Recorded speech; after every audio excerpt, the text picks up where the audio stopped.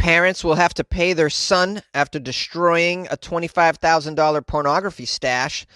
The video game Cyberpunk 2077 has way too many dildos. And Canadian health officials say people are growing way too much pot at home. These are the weird stories for Monday on what Weird AF Wicked News. This is the only daily weird news podcast recorded in a closet. That's the wall that's right next to my face. I'm Jonesy, the host of Weird AF News. I'm a comedian in Los Angeles. I'm happy to host Weird AF News, the only daily weird news podcast that we have, I think. Parents must pay after destroying their son's $25,000 pornography stash. A federal judge has ruled that a man who sued his parents for getting rid of his pornography collection in western Michigan can seek compensation. Federal Judge Maloney ruled in favor of David Working this week.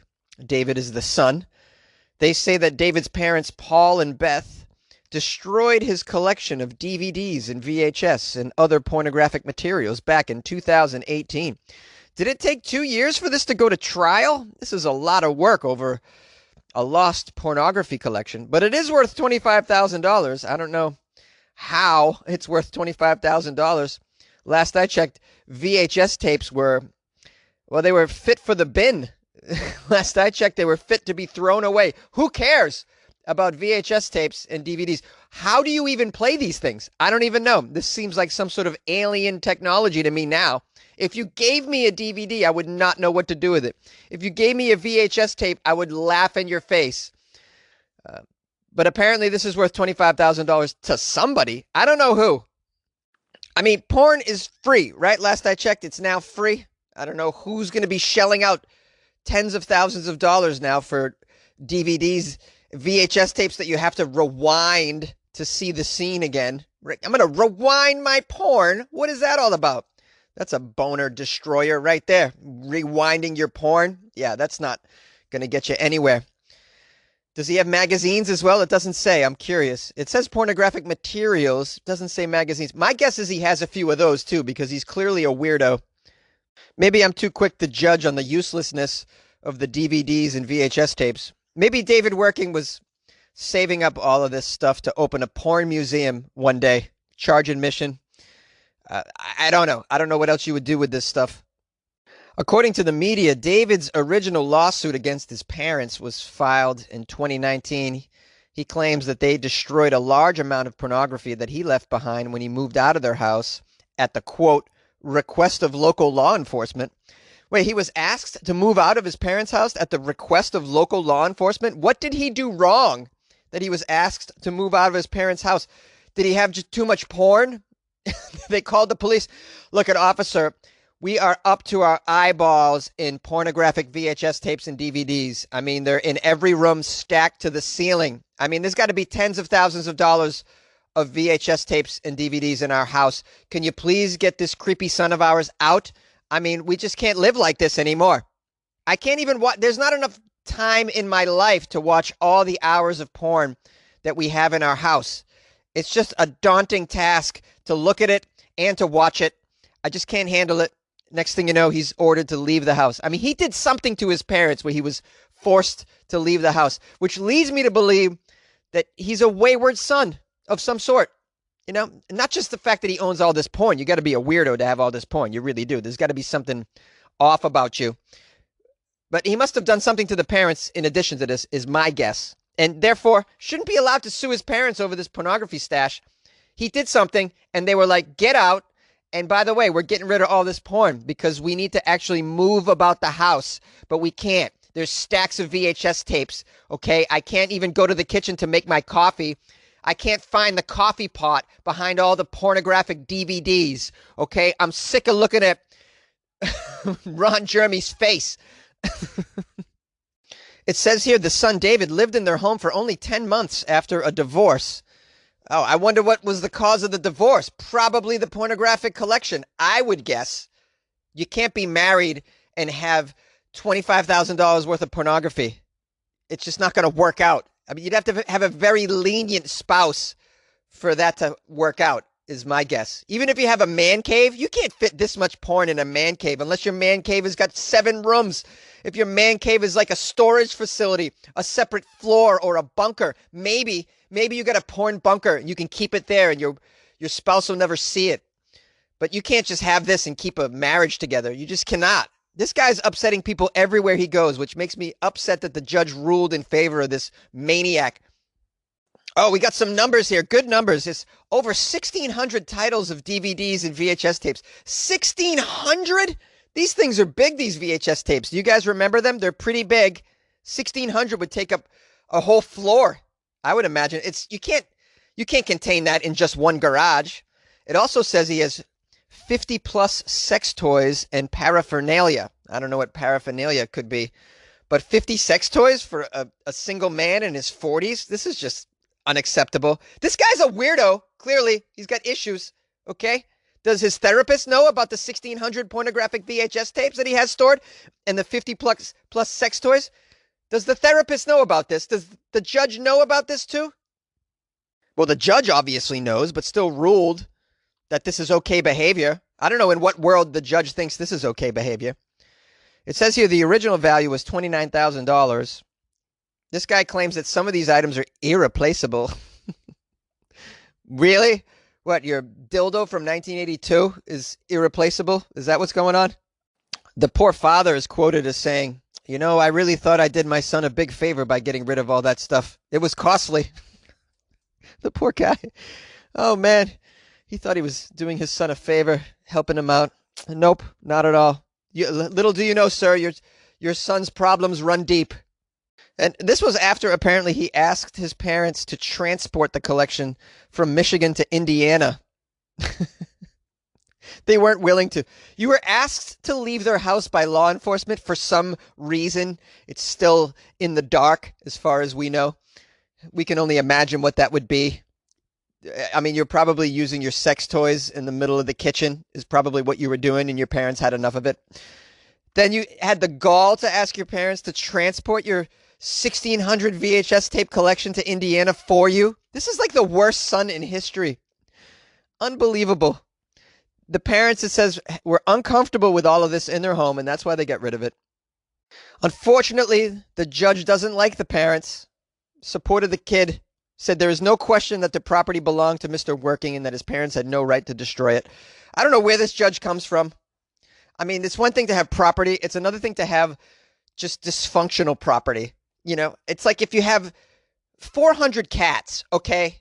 Yeah, the cats are your property, okay? But if I'm your landlord and you have 400 cats, I'm chucking the cats, okay? The cats are gone, bro. They're gone. You're not having 400 cats on my property. Whether it's your property or not, the cats, I don't care. It's not acceptable to have this much cat in one place, even in one zip code, really. And it's not acceptable to have this much porn in one zip code. I mean, not in the physical state. The video game Cyberpunk 2077 has way too many dildos. That's a strange title, but this is legit. I don't know why there are dildos in a video game. This is sort of related to the previous story. We're dealing with sex toys and pornography. I thought I would just keep to the theme. It says here, it's no secret that Cyberpunk 2077 is a game that features sex. The world of Night City is filled with sex shops, different kinds of sex workers, different ways to get off. It's also filled with dildos. Maybe too many dildos. Now, I watched a preview for this game. It looks incredible. It looks like Grand Theft Auto, but set in the future. A cyberpunk environment. It looks like a lot of fun. Just watching the preview, I was unaware of the dildo situation. It's out of control, obviously. I don't know why. Let's get into the story here. It was written by a gamer. By the way, I've never done a gaming story on Weird AF News, I don't think. This must be the first one. Because I'm not a big gamer. I don't know enough about it. But the title of this was so strange, I had to dive in. I used to play. I used to have an Xbox 360 back in the day. Oh, man, did I play for days. Oh, Jonesy, you should have seen my coffee table at that point. I mean, just so much weed and Monster energy drinks. It was debauchery. Debauchery on a whole new level. I'm not proud of it. I am not proud of it. You know, when video games started keeping records of the amount of time that you spent playing it, that's when I had to stop. I'd be like, oh my goodness, 1,400 hours of gaming I've done this year, whatever it was. I had to get rid of it. This game looks so cool, though, that it made me want to get a PS5, but I don't want to kill somebody for a PS5, which is what you have to do to get one right now. And I don't want to kill somebody at Christmas, okay? Nor should you. Nor should you. Now, the author of this article, as I said, is a gamer. They're pretty shocked at the sheer amount of dildos that appear to spawn around the map. That means they appear as loot around the map. I don't know why dildos would appear as loot. You know, my definition of loot has always been like, you know, money, treasures, gold, that sort of thing. Extra ammo, that's pretty good loot. Maybe a weapon upgrade. But for whatever reason in this game, dildos are considered loot. I mean, I don't know what you're using the dildos for in this game. The team says that they're working on it, basically. They said people have noticed that the number of dildos spawning is just on the side of the street is a lot, and they're trying to fix this and adjust this number. They are tweaking the settings so that dildos don't spawn as much in the random loot. They said the amount of dildos in the game world was pretty high. We're going to adjust them so that the dildos don't appear too much out of place or context, and and therefore they're not distracting. They're going to appear where they should be by design. I don't know where dildos should be appearing. It seems to me that your dildos should be relegated to an in-game sex shop or a marketplace of some sort. You know, why they're just appearing around the game. I mean, is it a go-to weapon in the game? The dildos have some sort of superpowers. You could kill someone with a dildo. Do they shoot bullets and lasers? I don't know. It's the future. Maybe in the future, 2077, dildos can shoot lasers, and you can take down your foe with a proper dildo weapon. But if they're just going to act as dildos, I don't know why they have to be everywhere in the video game appearing as loot. It seems strange to me. But then again, I've never designed a game before. I don't know. What do I know about game design? It says here, Cyberpunk 2077 is a huge game. It's accompanied by a massive pool of collectibles and accessories and merch for everyone from hardcore collectors to dabbling fans. And then it links to some merch, and I clicked on it, and you can actually get a Cyberpunk 2077 dildo if you'd like. I mean, I don't know why kids would want that. You like podcasts? You're listening to my podcast. Maybe you thought to yourself, I'd like to make a podcast. Too difficult. No, not with Anchor. Anchor has free creation tools that allow you to record and edit your podcast from your phone or your computer. Anchor distributes your podcast to Apple, Spotify, Stitcher, and more. They have advertising integration, so you can even make a little money off your podcast. Everything you need to make a podcast in one place. Download the free Anchor app or go to anchor.fm to get started. And good luck with your podcast. Good luck with your creation. Good luck with your life, man. Canadian health regulators say people are growing way too much pot at home in Canada. Yeah, Canadian potheads, them's my people. Canadians really, you guys have it going on. You're growing marijuana at home. Of course you are. Canada, you're awesome. Big shout out to all my Canadian listeners, and my Canadian listeners specifically who have sent me some Canadian delicacies. I'm talking to you, Alex Pearson. By the way, I tried the ketchup chips. Phenomenal. And I put that video up on the Patreon if you guys would like to see my reaction to ketchup chips from Canada. What I really need is some Canadian homegrown before I eat those ketchup chips. You know what I'm talking about, Canada. I'm going to read this article as a stoner. Canadian health regulators raised concerns about the large quantity of medical marijuana people were growing at home, man. Oh, wow, man. The data shows a significant jump in the daily average pot production permitted by the healthcare practitioners, bro. Whoa, it's just going up, man. Significantly. Well, the practitioners allow registered patients to grow limited amounts at home for personal use, man. Their findings show such authorizations rose. They rose to a staggering 36 grams by the end of March, man. That's compared to 25 grams in October of 2018. Woohoo! I'm doing the math, man. That's like an extra 11 grams a month, man. That's a lot. That's 11 grams. That's like another friend getting high with you, man. Yeah, you know how it is, man. And I'm going to tell you, man, health officials are very concerned in Canada, man. It says here, with no concrete limits on personal production, Health Canada is facing rising pressure to tackle the perceived abuse of this home grow program. Hey, man, I don't see it as abuse, bro. Okay, all right? It's just 36 grams, man. Come on, man. It's not that big of a deal, man. Let them grow at home, man. It's not a big... Nobody's died of weed, man. God put this here on the earth for you and me to enjoy, man. God wants you to be high. That's why God brought it to Canada, man. And God brought electricity to Canada so you can grow it in your house, man. Hydroponics are cool, man. We can all agree, right, man? Whoa, man, we got some cool data. 43,211 individuals were allowed to grow marijuana for their own personal medical use by the end of September. Wow, man. 43,000 homes in Canada? I thought there was only like 4,000 homes in Canada, man. This is crazy. I didn't even know there was this many people in Canada. 377,000 clients are registered as patients in the medical marijuana Canadian program. I didn't even know there was this many people in Canada, man. I had no idea. That's like, that blows my mind, man.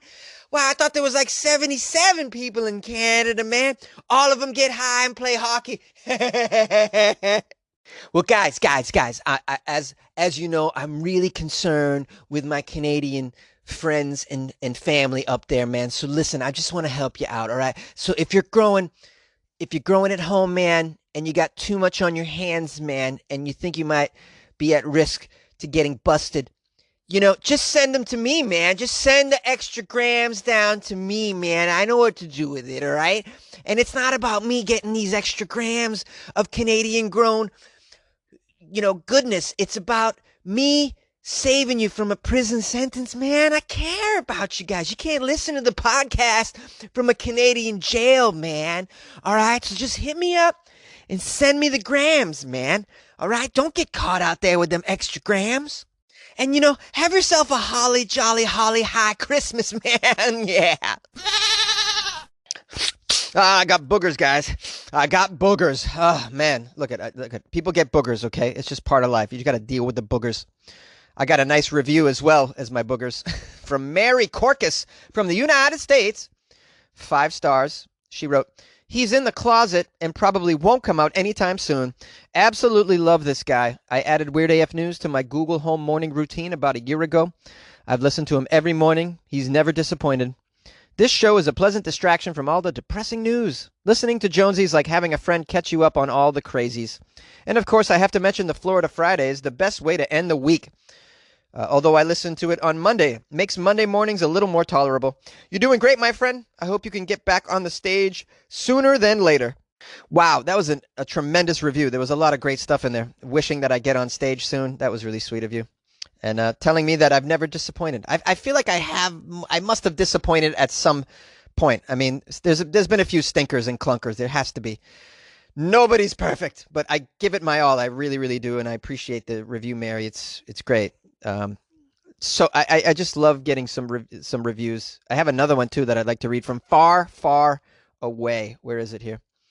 This is someone from South Africa. Isn't that incredible that I have listeners in South Africa? I never would have guessed that I'd have a listener in South Africa. I probably have 2. Maybe there's 2. You guys, I'm coming to South Africa, okay? I'm going to crash on your couch and we're going to make it work.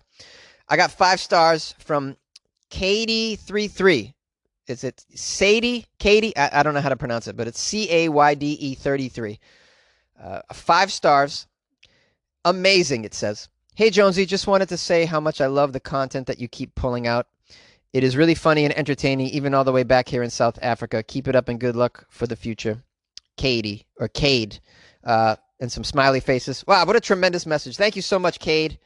This is this is very touching to know that I have someone listening all the way in South Africa. I don't even know how you found me, but I'm so grateful that you did, and I'm really grateful for the review as well. I'm happy to be entertaining people all over the globe. I never thought that would be possible. When you do stand-up comedy, you're happy to just be entertaining like 120 people in a comedy club setting, and you're like, oh yeah, I really touched some people tonight. Never in my wildest dreams did I think I'd be entertaining people all the way on another continent, like in Africa. It's just unbelievable to me.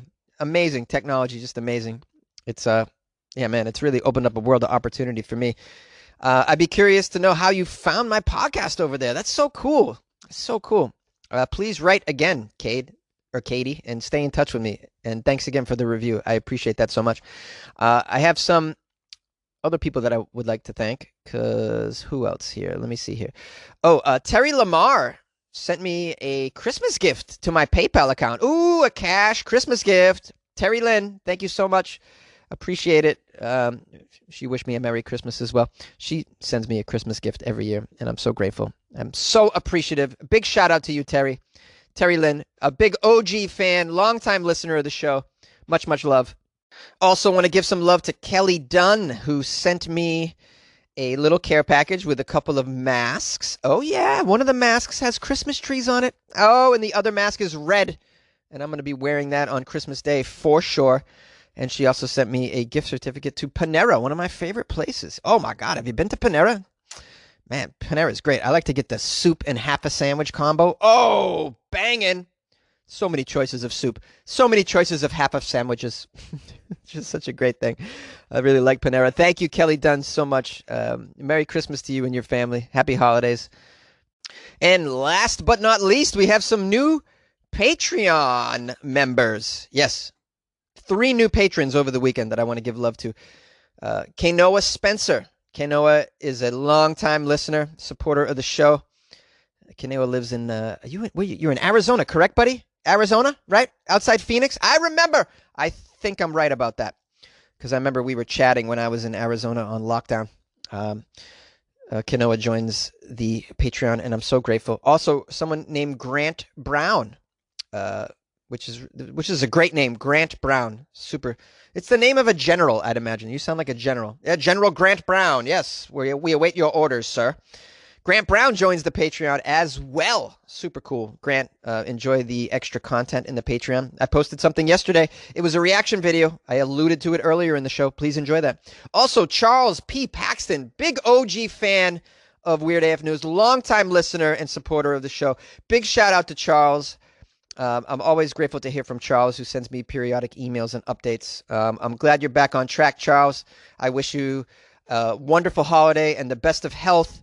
Please be safe, my friend, and thank you once again for rejoining the Patreon. I so appreciate it, Charles.